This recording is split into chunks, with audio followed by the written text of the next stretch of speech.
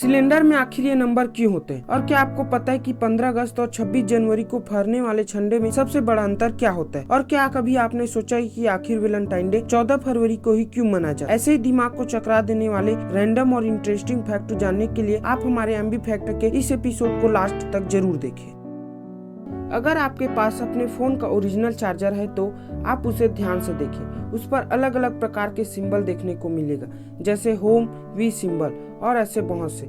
लेकिन क्या कभी आपने सोचा कि इन सिंबल का आखिर मतलब क्या होता है? नहीं तो चलिए हम आपको बताते हैं। नंबर पहला, अगर आप अपने फोन के ओरिजिनल चार्जर में देखेंगे तो इस पे स्क्वायर सिंबल देखने को मिलेगा। इसका मतलब होता है कि चार्जर के अंदर जो भी वायर तार है उसे इस प्रकार से डिजाइन किया गया है कि वह एक दूसरे को टच न कर सके और आपको शॉक न लगे। दूसरा, होम सिंबल। इसका मतलब होता है कि आप चार्जर को सिर्फ घर पर यूज कर सकते हैं, ऐसी जगह पर जहां पर ज्यादा वोल्ट हो या सीधे सूर्य की रोशनी पर नहीं कर सकते। तीसरा, डस्टबिन। जिस भी प्रोडक्ट या इलेक्ट्रॉनिक चीजों पर इसका सिंबल होता है, इसका मतलब होता है कि आप उस प्रोडक्ट को खराब होने पर कूड़ेदान में या इधर उधर न फेंके, बल्कि उसे कंपनी को वापस दे दे, यानी कि उसे रिसाइकल करने को दे दे। चौथा, ISA अगर आपके चार्जर में यह सिंबल है, इसका मतलब है कि आपका चार्जर इन सभी स्टैंडर्ड क्वालिटी से चेक हो गया है और यह स्टैंडर्ड क्वालिटी का है। दूसरे रूप से बोले तो आप इसका उपयोग आसानी से कर सकते हैं, डरने की कोई बात नहीं है। वी सिंबल, हम सब इसे वी सिंबल पढ़ते हैं, लेकिन यह वी नहीं बल्कि रोमन में 5 है। इसका मतलब है कि इसमें पावर सप्लाई है वो लेवल 5 का है, लेकिन कुछ देशों में यह 4 भी देखने को मिलता है। अब आप आखिरकार जानते हैं कि आपके फोन के चार्जर में यह सिंबल क्यों होता है। अगर आप यह बात पहले से जानते थे तो कमेंट करके जरूर बताएं।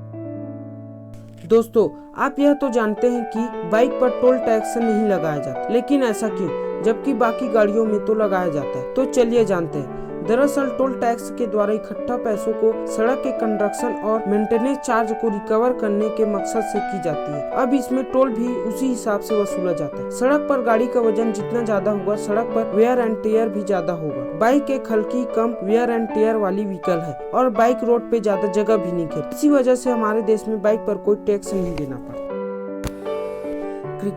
क्रिकेट जिसे भारत में धर्म के रूप में माना जाता है, देश में ही नहीं बल्कि विदेशों में भी क्रिकेट काफी पॉपुलर है। लेकिन दोस्तों, क्या आप क्रिकेट में इस्तेमाल होने वाली गेंदों के बारे में जानते हैं? और क्या कभी आपने सोचा है कि क्रिकेट में इस्तेमाल होने वाली गेंद कई बार स्पिनर्स के लिए मददगार होती है, जबकि कई बार तेज गेंदबाजों के लिए?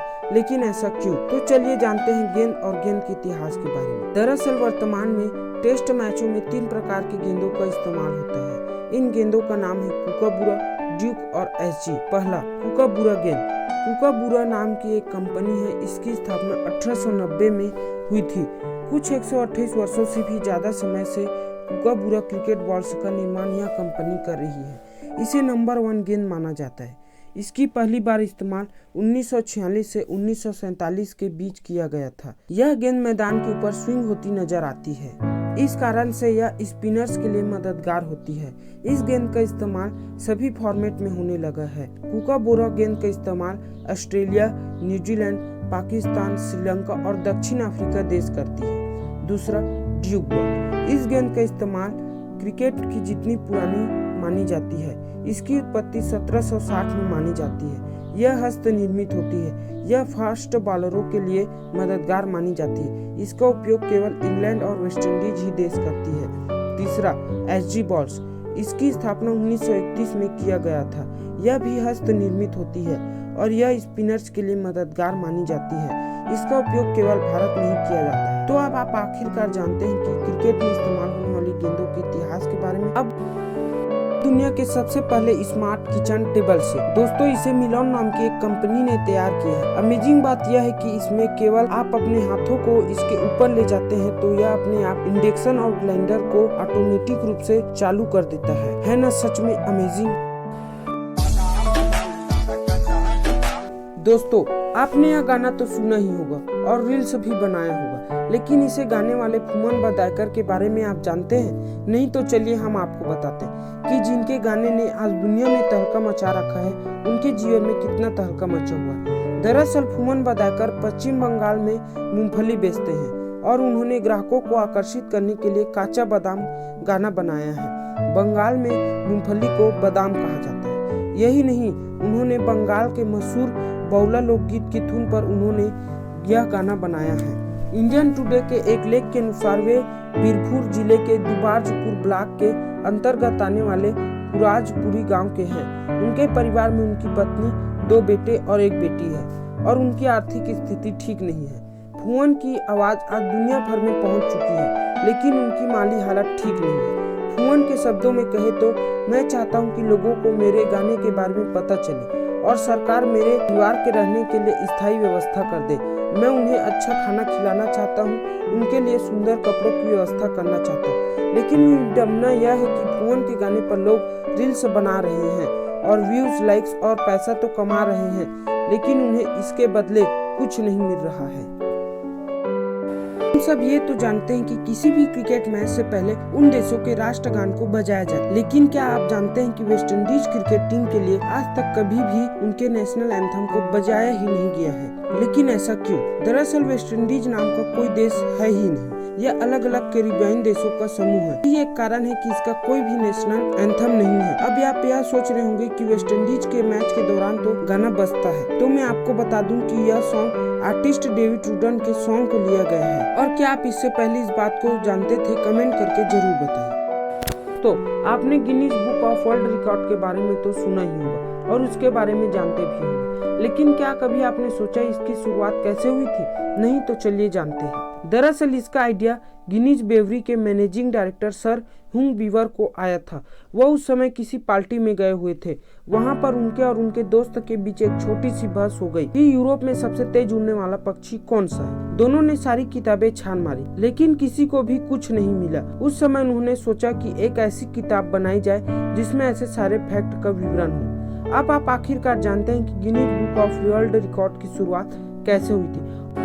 अगर आप अपने घर में मौजूद सिलेंडर को ध्यान से देखेंगे तो आपको उसके ऊपरी हिस्से में कुछ छपे हुए नंबर दिखाई देंगे। लेकिन आखिर ये नंबर क्यों होते हैं और इसका मतलब क्या होता है? तो चलिए जानते हैं। ये नंबर एक तरह का कोड है जो हमारी सुरक्षा के लिए सिलेंडर पर प्रिंट होता है। इन कोड्स के शुरुआत में लिखे हुए अक्षर ABCD के 4 ग्रुप में होते हैं, जिनका संबंध साल के 12 महीनों से होता है, जो कि इस प्रकार से। ए का उपयोग जनवरी, फरवरी, मार्च महीने के लिए होता है। बी का उपयोग अप्रैल, मई, जून के लिए।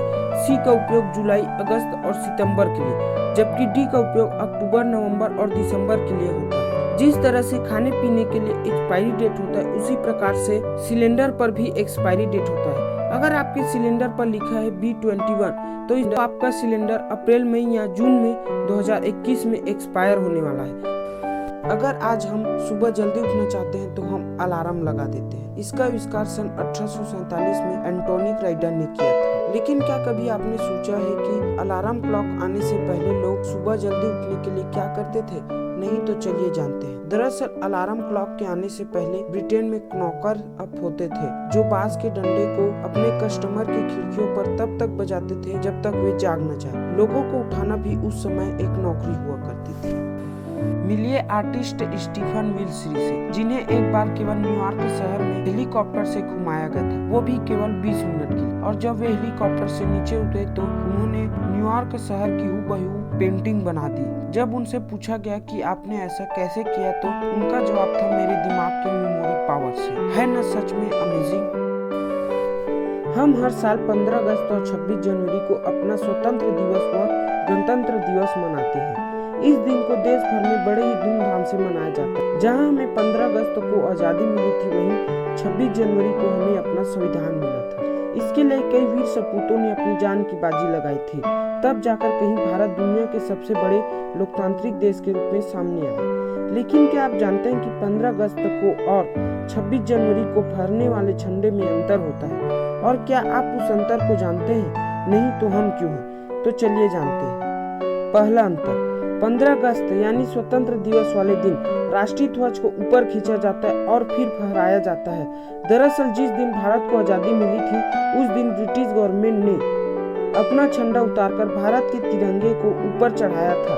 इस कारण से हर साल 15 अगस्त को तिरंगा ऊपर खींचा जाता है, फिर फहराया जाता है। इस प्रक्रिया को ध्वजारोहण कहते हैं। जबकि 26 जनवरी यानी गणतंत्र दिवस वाले दिन राष्ट्रीय ध्वज ऊपर बंधा रहता है, उसे केवल फहराया जाता है। यही वजह है कि उसे ध्वजारोहण नहीं बल्कि झंडा फहराना कहते हैं। दूसरा अंतर, प्रधानमंत्री और राष्ट्रपति। गणतंत्र दिवस के मौके पर मुख्य कार्यक्रम का आयोजन किया जाता है जिसे देश के राष्ट्रपति तिरंगा फहराकर उसे नमन करते हैं। वही 15 अगस्त को आयोजित होने वाले मुख्य कार्यक्रम में प्रधानमंत्री जी ध्वजारोहण करते हैं। तीसरा अंतर, आयोजन स्थल। स्वतंत्र दिवस के मौके पर मुख्य कार्यक्रम का आयोजन लाल किले पर किया जाता है और वहीं से देश को प्रधानमंत्री जी संबोधित करते हैं। वही गणतंत्र दिवस के मुख्य कार्यक्रम का आयोजन राजपथ पर किया जाता है। अब आप आखिरकार जानते हैं कि 15 अगस्त और 26 जनवरी को फहरने वाले झंडे में क्या अंतर होता है। 14 फरवरी को देश और दुनिया के कई हिस्सों में वैलेंटाइन डे मनाया जाता है। इसे प्यार का दिन कहा जाता है। वैलेंटाइन डे पर लोग अपने पार्टनर को स्पेशल फील कराने के लिए उन्हें गिफ्ट देते हैं और उन्हें सरप्राइज भी देते हैं। कहा जाता है कि प्यार का इजहार और अपने पार्टनर को यह फील कराना कि आप उनसे कितना प्यार करते हैं, उसके लिए वैलेंटाइन डे सबसे बेस्ट होता है। 7 फरवरी को रोज डे के साथ शुरू होने वाला वैलेंटाइन डे वीक 14 फरवरी को वैलेंटाइन डे के साथ खत्म होता है। क्या आप जानते हैं आखिर वैलेंटाइन डे क्यों मनाया जाता है और आखिर वैलेंटाइन डे 14 फरवरी को ही क्यों मनाया जाता है? नहीं तो चलिए जानते हैं। दरअसल आर्यफ ऑफ जेकोबस की डी वर्जिन नाम की पुस्तक के मुताबिक रोम में एक पादरी थे संत वैलेंटाइन।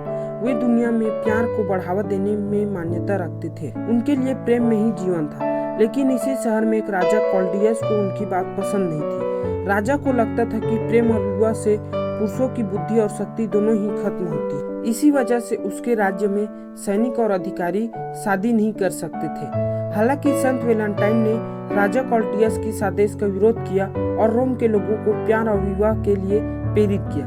इतना ही नहीं, उन्होंने कई अधिकारी और सैनिकों की शादी भी कराई। इस बात से राजा भड़का और संत वैलेंटाइन को 14 फरवरी 269 में फांसी चढ़वा दिया। इस दिन से हर साल इसी दिन को प्यार का दिन के तौर पर मनाया जाता है। कहा जाता है कि संत वैलेंटाइन ने अपनी मौत के समय जेलर की अंधी बेटी जेकोबस को अपनी आंखें दान। संत ने जेकोबस को एक पत्र भी लिखा जिसके आखिर में उन्होंने लिखा था, तुम्हारा वैलेंटाइन। अब आप जानते हैं कि आखिर वैलेंटाइन डे 14 फरवरी को ही क्यों मनाया जाता है।